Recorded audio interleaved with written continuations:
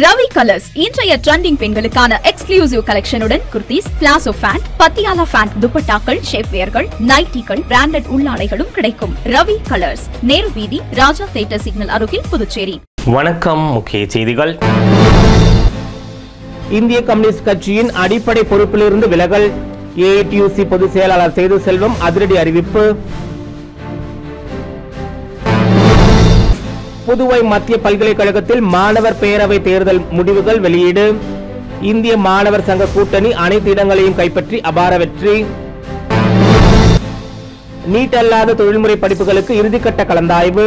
விருப்ப பாடங்களை பூர்த்தி செய்ய மாணவர்களுக்கு அறிவுறுத்தல்.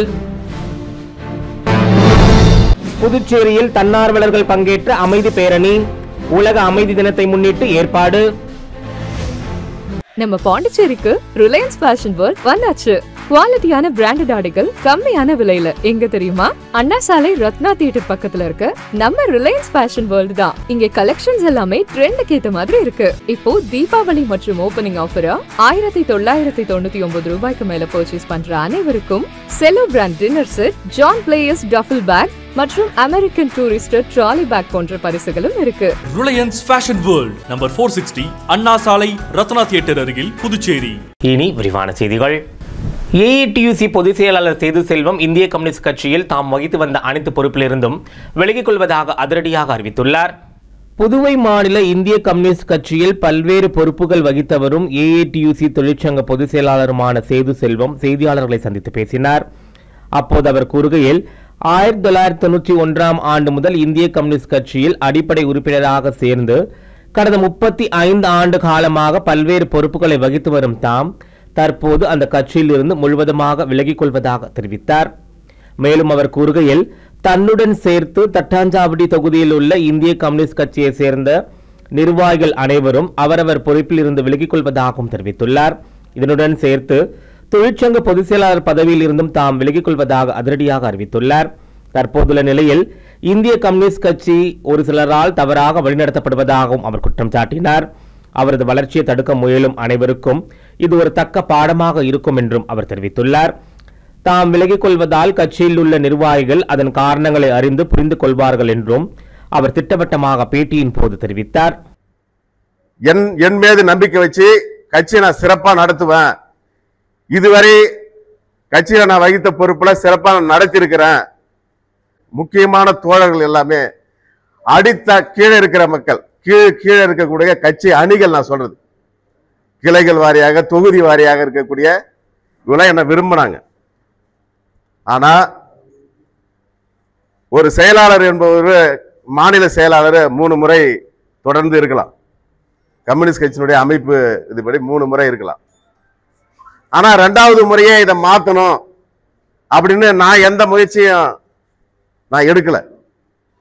ஆனா கட்சி அணிகள், கட்சியினுடைய முன்னணி தலைவர்கள் இதை விரும்பினாங்க. இப்படி ஒரு மாற்றம் இருந்தா கட்சி இன்னும் பலமா இருக்கும். புதுச்சேரி மாநிலத்தில் 15 வருஷமா சட்டமன்றத்துக்குள்ள போக முடியாத ஒரு சூழ்நிலை இருக்குது. அப்ப கட்சியை பலப்படுத்தணும். அப்ப இந்த பொறுப்பு நீங்க வந்தா இதெல்லாம் பண்ண முடியும் அப்படின்னு இந்த கட்சியை உளப்பூர்வமா நேசிச்சுங்க. ஒரு குழுவாக இருந்து என்னை பழி வாங்கணும் என்ற நோக்கத்திலையும் என்னுடைய வளர்ச்சியை தடுக்கணுன்ற நோக்கத்திலையும் சிலர் செயல்படுறாங்க. நான் அந்த நபர் பேரையும் நான் சொல்லிட்டு திரும்ப நான் அதை சொல்ல விரும்பல.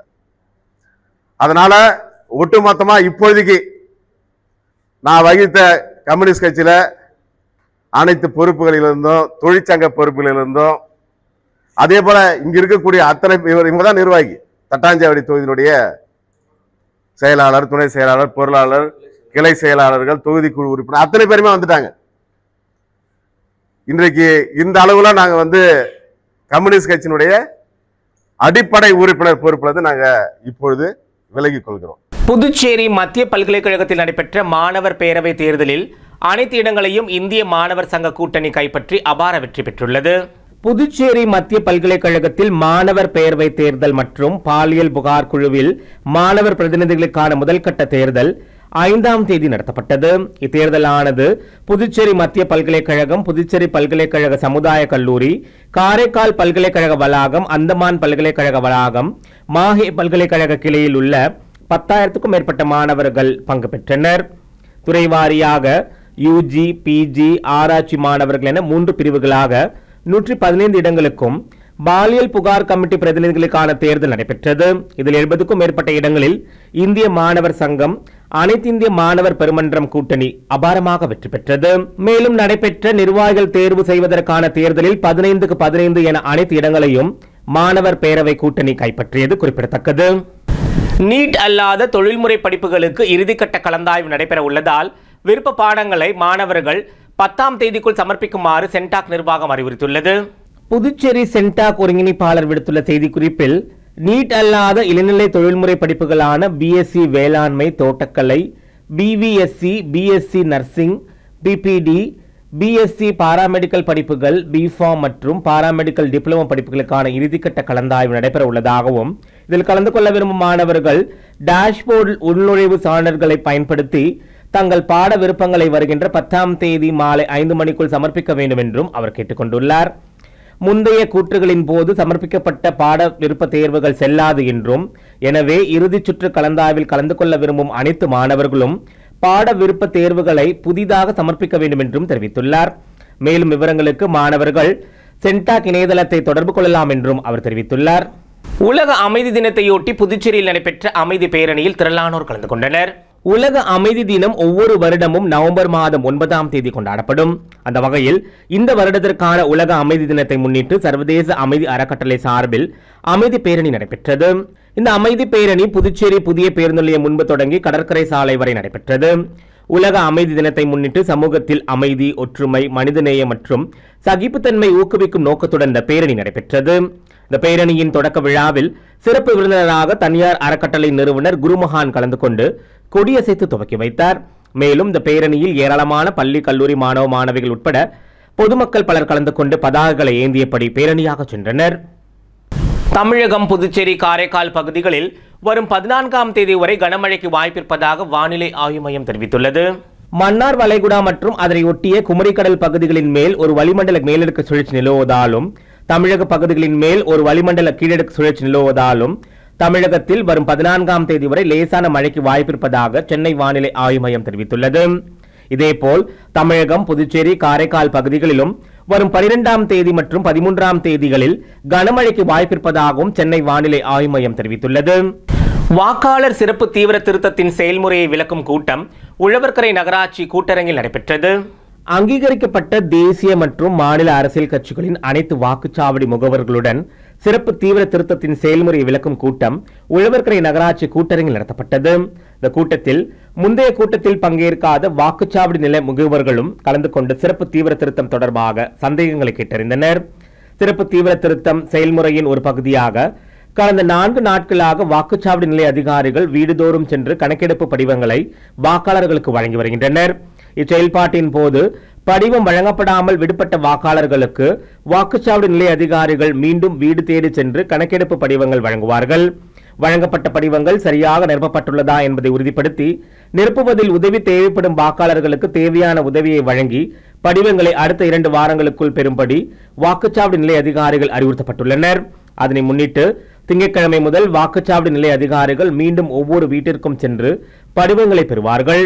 மேலும் கணக்கெடுப்பு படிவத்தை நிரப்பும் போது ஏதேனும் சந்தேகம் இருப்பின் வாக்காளர்கள் தங்களின் அடிப்படை விவரங்களை மட்டும் படிவத்தின் முதல் பகுதியில் நிரப்பி வைக்கலாம் என்றும், மற்ற 2 பகுதிகளை நிரப்ப தேவையான 2002 வாக்காளர் பட்டியல் தொடர்பான தகவல்களை வழங்கி படிவங்களை நிரப்ப வாக்குச்சாவடி நிலைய அதிகாரிகள் உதவுவார்கள் என்றும் கூறப்பட்டுள்ளது. எனவே வாக்குச்சாவடி நிலைய அதிகாரிகளின் உதவியுடன் குறிப்பிட்ட காலத்திற்குள் படிவங்களை நிரப்பி வாக்குச்சாவடி நிலைய அதிகாரிகளிடம் வழங்குமாறு வாக்காளர்கள் கேட்டுக் கொள்ளப்படுகிறார்கள். காரைக்காலை அடுத்த அகரசேத்தூர் பகுதியில் உள்ள பிரசித்தி பெற்ற பிரதாப சிம்மேஸ்வரர் ஆலய ராஜகோபுர மகா கும்பாபிஷேக விழாவில் திரளான பக்தர்கள் கலந்து கொண்டு சாமி தரிசனம் செய்தனர். புதுச்சேரியை சேர்ந்த காரைக்காலை அடுத்த அகரசேத்தூர் பகுதியில் அமைந்துள்ள பிரசித்தி பெற்ற ஸ்ரீ சிவகாம சுந்தரி அம்பாள் சமேத ஸ்ரீ பிரதாப சிம்மேஸ்வரர் ஆலய நூதன 3 நிலை ராஜகோபுர கும்பாபிஷேக விழா வெகு விமரிசையாக நடைபெற்றது. பழமை வாய்ந்த இவ்வாலய கும்பாபிஷேகம் கடந்த 2019ஆம் ஆண்டு நடைபெற்றது. அதன் பிறகு நூதன ராஜகோபுர திருப்பணி வேலைகள் முழுவீச்சில் நடைபெற்று கும்பாபிஷேக விழா கடந்த 6ஆம் தேதி காலை கணபதி ஹோமமும் மாலை முதல் கால யாக பூஜையுடன் துவங்கியது.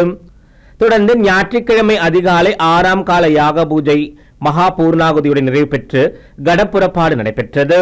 யாகசாலையில் பூஜித்த புனித நீர் அடங்கிய கலசங்களை சிவாச்சாரியர்கள் ஏந்தி ஆலயத்தை வலம் வந்த வேத மந்திரங்கள் ஓத மங்களவாதியங்கள் முழங்க ஆலய ராஜகோபுர விமானங்களுக்கு மகா கும்பாபிஷேகம் சிறப்பாக நடைபெற்றது. தொடர்ந்து மகா தீபாரதனை நடைபெற்றது. தொடர்ந்து ஸ்ரீ பிரதாப சிம்மேஸ்வரர், திரு சிவகாமி சுந்தரி அம்பாள் உள்ளிட்ட மூலவர்களுக்கு மகா அபிஷேகமும் மகா தீபாரதனையும் நடைபெற்றது. கும்பாபிஷேக விழாவில் திருப்பணிக்குழு, அறங்காவலர் குழு நிர்வாகிகள் உள்ளிட்ட ஆயிரக்கணக்கான பக்தர்கள் கலந்து கொண்டு சாமி தரிசனம் செய்தனர்.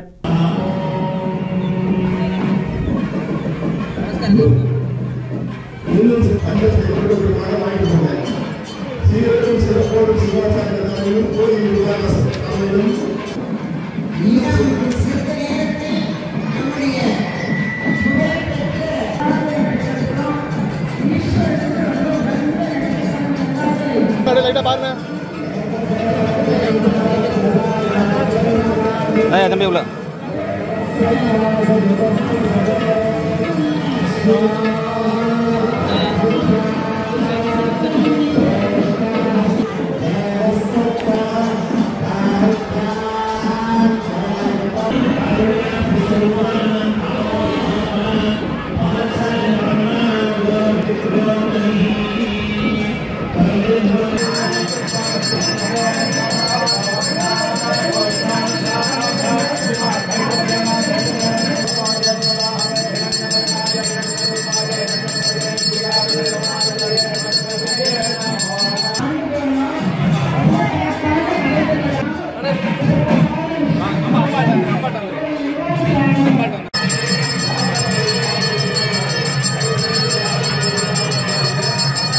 காரைக்காலில் டெங்கு காய்ச்சல் தடுப்பு முன்னெச்சரிக்கை நடவடிக்கையாக ஆலோசனை கூட்டம் மாவட்ட ஆட்சியர் தலைமையில் நடைபெற்றது.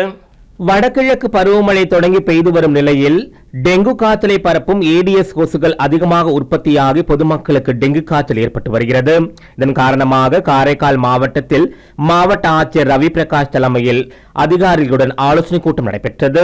இந்த கூட்டத்தில் பேசிய மாவட்ட ஆட்சியர், டெங்கு காய்ச்சல் பரவாமல் இருக்க மாவட்டம் முழுவதும் கொசு ஒழிப்பு பணியை நகராட்சி, கொம்யூன் பஞ்சாயத்து நிர்வாகத்தினர் நலவழித்துறையினருடன் இணைந்து தீவிரமாக மேற்கொள்ள வேண்டும் என கேட்டுக்கொண்டார். வடகிழக்கு பருவமழை தொடங்கிவிட்டால் டெங்கு, சிக்கன்குனியா போன்ற காய்ச்சல் அதிகமாக பரவ வாய்ப்பிருப்பதாகவும், எனவே பொதுமக்கள் தாங்கள் வசிக்கும் குடியிருப்பை சுற்றி தண்ணீர் தேங்காமல் பார்த்துக் கொள்ள வேண்டும் என்றும் அப்போது அவர் கேட்டுக்கொண்டார். அடுத்து வருவது புதுவையில் இன்றைய தங்கம் மற்றும் வெள்ளி விலை நிலவரம். இன்றைய தங்கம் வெள்ளி விலை விவரம். புதுவையில் இன்றைய தங்கம் வெள்ளி விலை விவரம் வழங்குபவர்கள் முத்து கோல்ட் ஹவுஸ், பாண்டிச்சேரி. தங்கம் 1 கிராம் 11,185 ரூபாய். இன்றைய தங்கம் வெள்ளி விலை விவரம். வெள்ளி 10 கிராம் 1,620 ரூபாய். மீண்டும் முக்கிய செய்திகள். இந்திய கம்யூனிஸ்ட் கட்சியின் அடிப்படை பொறுப்பிலிருந்து விலகல். ஏஐடியூசி பொதுச் செயலாளர் சேது செல்வம் அதிரடி அறிவிப்பு. புதுவை மத்திய பல்கலைக்கழகத்தில் மாணவர் பேரவை தேர்தல் முடிவுகள் வெளியீடு. இந்திய மாணவர் சங்க கூட்டணி அனைத்து இடங்களையும் கைப்பற்றி அபார வெற்றி. நீட் அல்லாத தொழில்முறை படிப்புகளுக்கு இறுதிக்கட்ட கலந்தாய்வு. விருப்ப பாடங்களை பூர்த்தி செய்ய மாணவர்களுக்கு அறிவுறுத்தல்.